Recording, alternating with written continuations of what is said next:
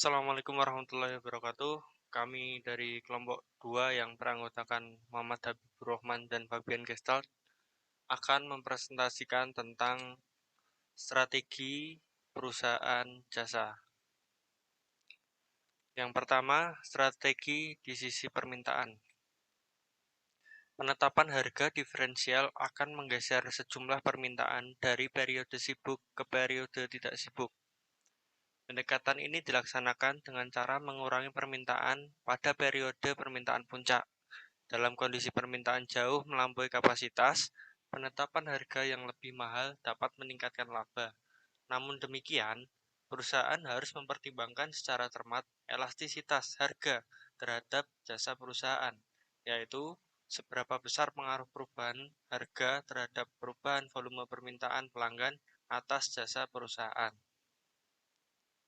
Setiap tipe pelanggan memiliki tingkat sensitivitas harga yang berbeda. Misalnya saja, para eksekutif dan pelaku bisnis cenderung bersedia membayar lebih mahal untuk jasa penerbangan dibandingkan para wisatawan lokal biasa. Oleh karena itu, dalam industri penerbangan sering dijumpai kelas pelayanan yang berbeda, yakni kelas eksekutif dan kelas ekonomi. Tarif untuk kelas eksekutif lebih mahal, tetapi mendapatkan beberapa fasilitas pelayanan yang lebih baik, seperti tempat duduk yang lebih nyaman dan luas, pelayanan yang lebih personal, menu hidangan yang lebih bervariasi, dan lain-lain. 2. Mengusahakan permintaan untuk periode yang tidak sibuk. Pendekatan ini bertujuan meningkatkan permintaan pada saat terjadi kapasitas berlebihan.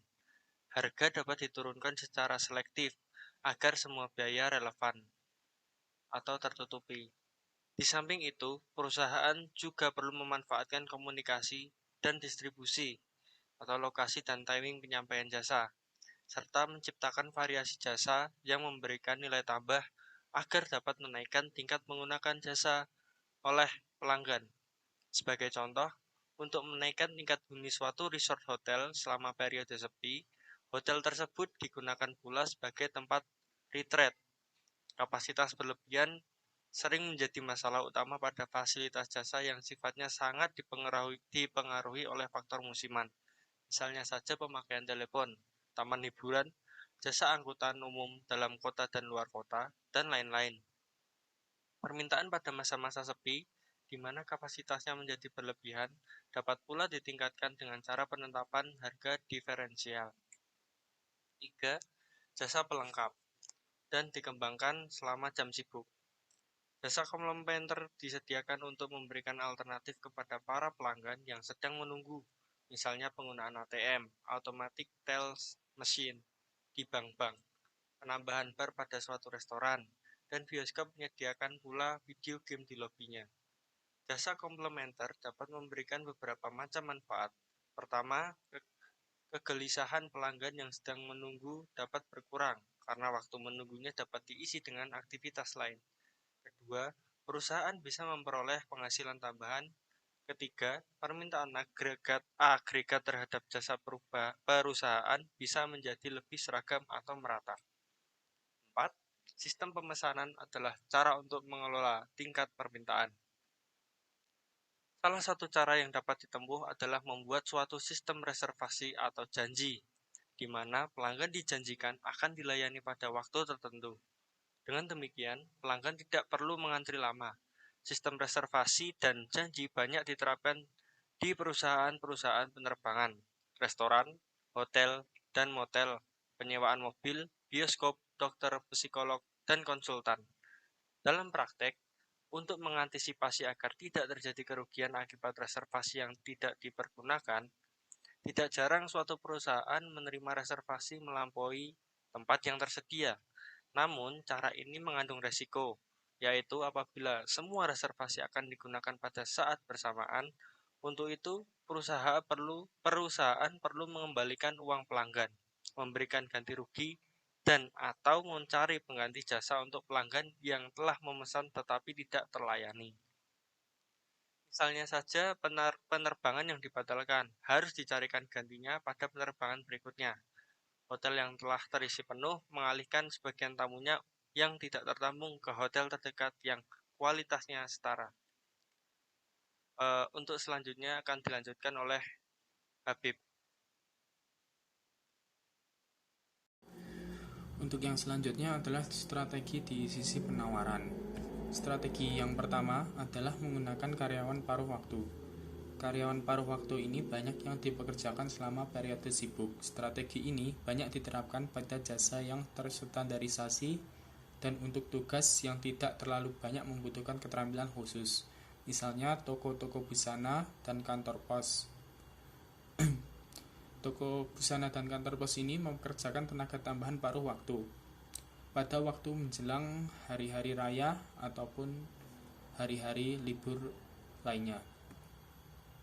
Yang kedua adalah rutinitas efisiensi jam sibuk, yaitu dengan melakukan pelatihan silang terhadap karyawan untuk melakukan berbagai macam tugas agar mereka dapat saling membantu dan menunjang. Hal ini sangat bermanfaat apabila terjadi bottleneck di mana sebagian karyawan menghadapi periode sibuk sementara karyawan lainnya relatif santai. Misalnya, di saat sebagian karyawan banyak persediaan relatif santai, mereka akan diperbantukan pada bagian kasir bila antrian di kasir mulai memanjang.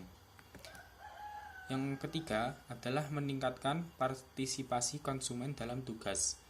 Perusahaan dapat mengupayakan keterlibatan pelanggan sebagai co-producer dalam tugas-tugas tertentu.